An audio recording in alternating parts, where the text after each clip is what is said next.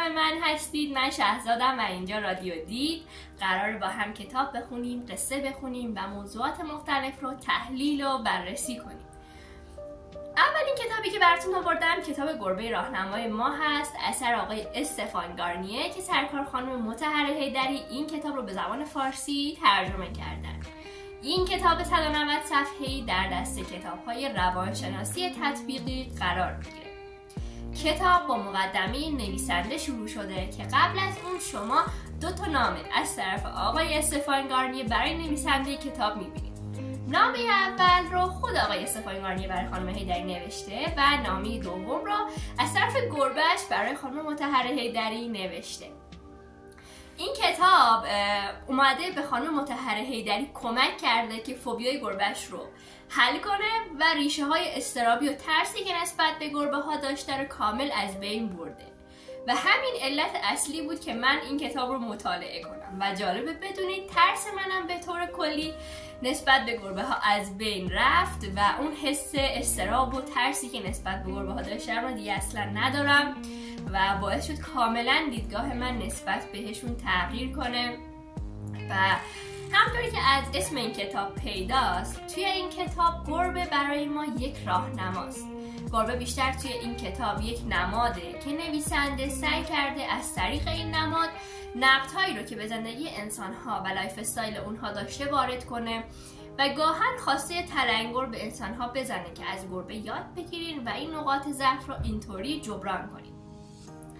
بیشتر توی این کتاب گربه مورد ستایش قرار میگیره به خاطر سبک زندگیش و عادات مثبتی که داره و نویسنده خواسته به طور غیر مستقیم به انسان‌ها یادآوری کنه که چه باگ‌هایی توی زندگیشون وجود داره که میتونن اونها رو از این طریق با یاد گرفتن از گربه‌ها رفعش کنن.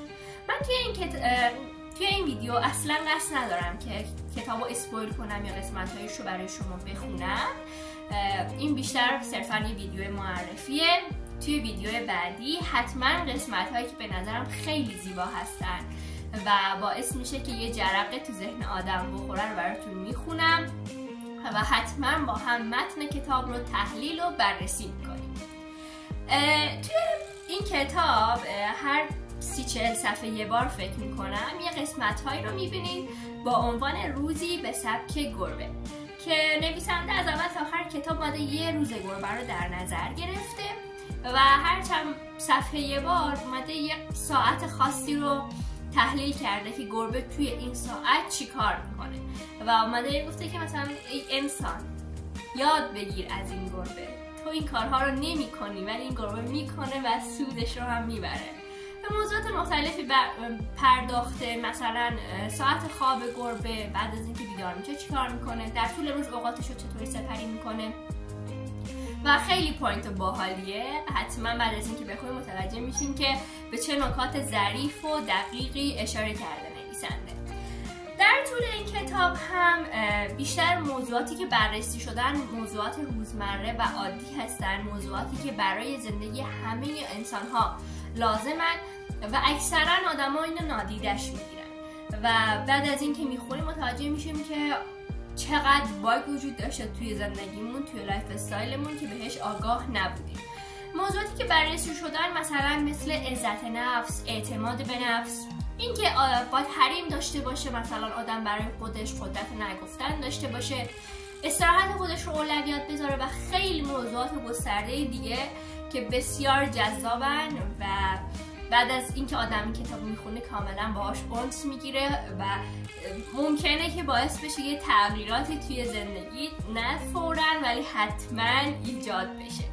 خیلی ممنونم که توی این ویدیو با من همراه بودید. حتما کانال من رو سابسکرایب کنید، اگر از این ویدیو خوشتون اومد لایک کنید و اگر دوست داشتید برای دوستاتونم بفرستین که با هم این کتاب رو تحلیل و بررسی کنیم و در ویدیوی بعدی با من همراه باشید که قسمت‌های جذاب این کتاب رو بخونید.